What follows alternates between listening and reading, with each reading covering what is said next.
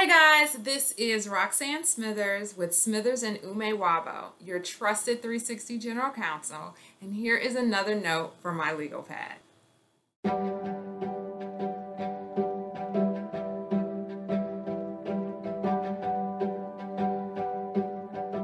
So today we're going to talk a little bit about mediation. Now, whether you are complying with a contractual provision requiring mediation in order to resolve a dispute, or you are following a court order to mediate your dispute, more individuals and business owners are experiencing the process of mediation. This is often the first time that it's being experienced. So I'm going to tell you just a little bit about the process just to help you understand what you can expect and how you can get the most out of a mediation session. So mediation is essentially a voluntary session or series of sessions where parties who are in a dispute work with a neutral third-party mediator in order to try to come to a common agreed-upon resolution of their dispute. It's different from litigation and arbitration in the sense that the mediator does not make a decision for the parties. The mediator simply helps to facilitate conversation, helps the parties to see the perspectives of the other side, and often helps them to see the strengths and weaknesses of their respective claims in order to see if the parties can come to a mutually agreed upon resolution of that dispute. It can be a very valuable process that can cut off the extreme amount of time and financial resources that can be required by arbitration and litigation. And even if the parties are not able to come to a resolution, mediation can be an illuminating process to really help the two parties flesh out their claims, help them get a perspective from a neutral third party, and really understand how their claims may play out once they're in arbitration or in litigation. And so, as I said at the beginning of this, mediation can be voluntary. In essence, the parties either in their contractual relationship with each other or in the midst of the dispute decide to try to sit down with a neutral to help to resolve the matter if their one-on-one communications have been unsuccessful. Or it can be something that is ordered by a court in order to move the case along. And as courts are looking to lessen the load of their dockets, they try to get as many cases settled through mediation as possible. Now, with mediation, the power is really in the hands of the parties. The parties agree on the mediator, unless for some reason it's a court-appointed mediator.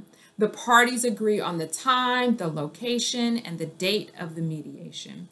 And the parties can agree to any other terms that they'd like to put into place in order to come to the mediation table.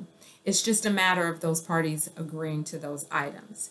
Now, one of the key opportunities that you will have with mediation is that selection of a mediator. The goal is to have someone who is neutral, so the mediator must not have a vested interest in either party or in the dispute. Sometimes mediators may know other parties, and that has to be disclosed so the parties can decide whether or not that prior knowledge or relationship is something that they're comfortable with or not comfortable with. And oftentimes, people can also want to select mediators who have a professional, longstanding understanding of either the industry or of the type of issues that are going to be addressed in the dispute. Other folks and other parties prefer a mediator that has a legal background, either as an attorney or as an active or retired judge. It is up to the parties. And various states can certify and register mediators for court-ordered mediation, but often the parties can agree to private mediators with various levels of training or accreditation that they've received in the private sector.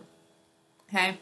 Once you've selected a mediator and the parties have agreed on the date, the location, and the time for the mediation, The mediator will often give the parties an opportunity to provide a confidential mediation statement.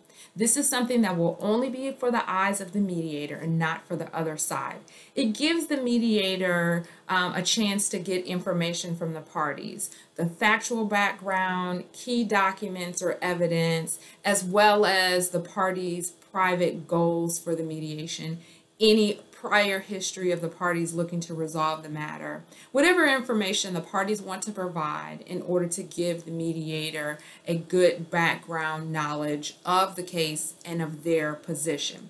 I always think of this mediation statement as an opportunity to give the mediator all the tools necessary to present and advocate your side in caucus, which we'll discuss later, with the other parties. So I always recommend that parties take advantage of this opportunity to provide some confidential information to the mediator. Some mediators may also take on a pre-mediation conference call where they may talk with each side separately to get some of the same information or to answer some initial questions that the mediator has, so that when they come into the session, he or she is equipped with everything they need in order to effectively help the parties come to a resolution of their dispute.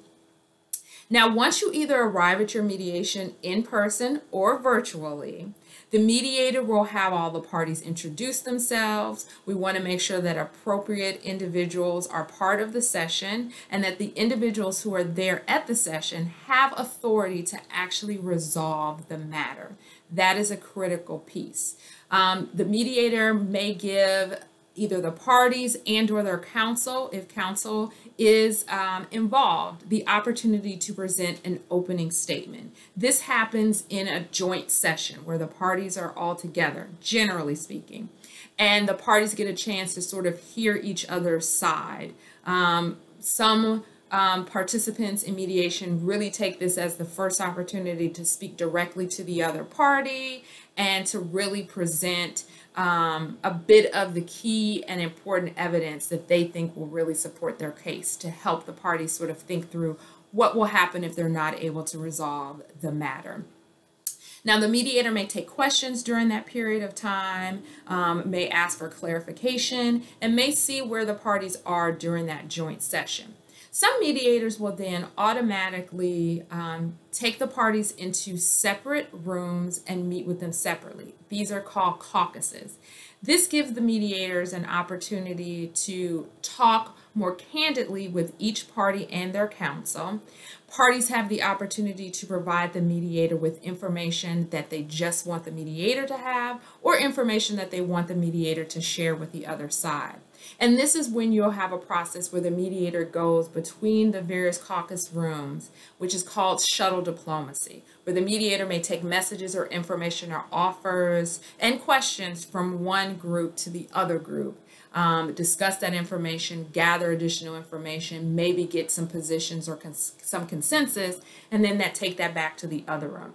This process can go back and forth for a considerable amount of time. It will depend upon the judgment and the expertise of the mediator.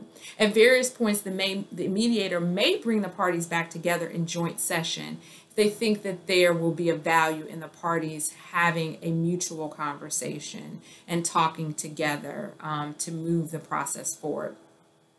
One of the important things that you'll have to understand about mediation is that the sessions are confidential. That gives the parties room to relax a bit and really open up and share their perspective, share potential issues to try to reach a resolution. And anything that is discovered in the mediation process is generally not admissible in court, and the mediator cannot be called as a witness in court. So this gives the mediator a unique position to really work with the parties to try to reach a resolution.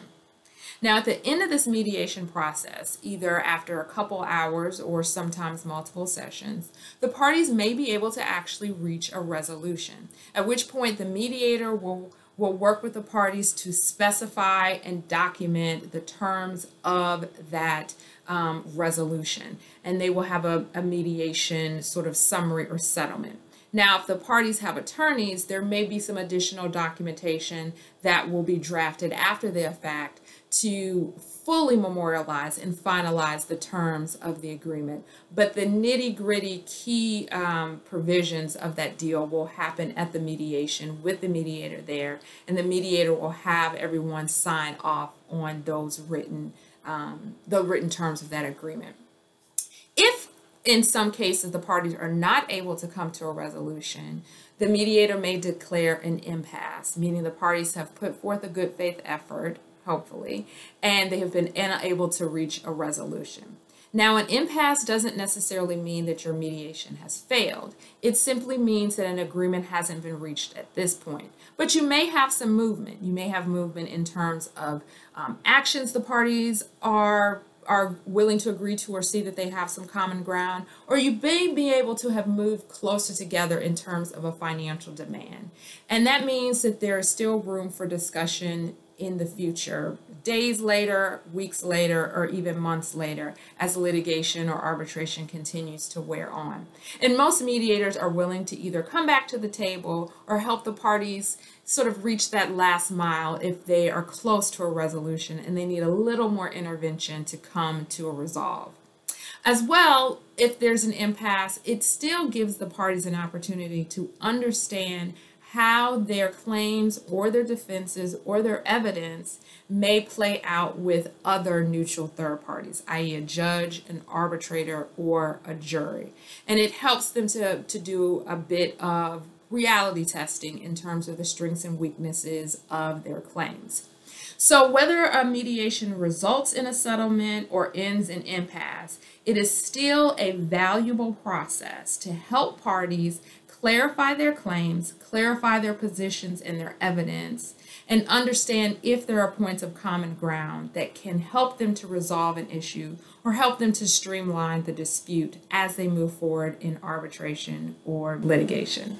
So if you'd like more information about the attorneys at Smithers and Ume-Nwagbo, you can find us on our website at STU Law Group. You can find us on Facebook, LinkedIn, and Instagram. And we always encourage you to like and subscribe to this channel so that you can get the latest notes from my Legalpad.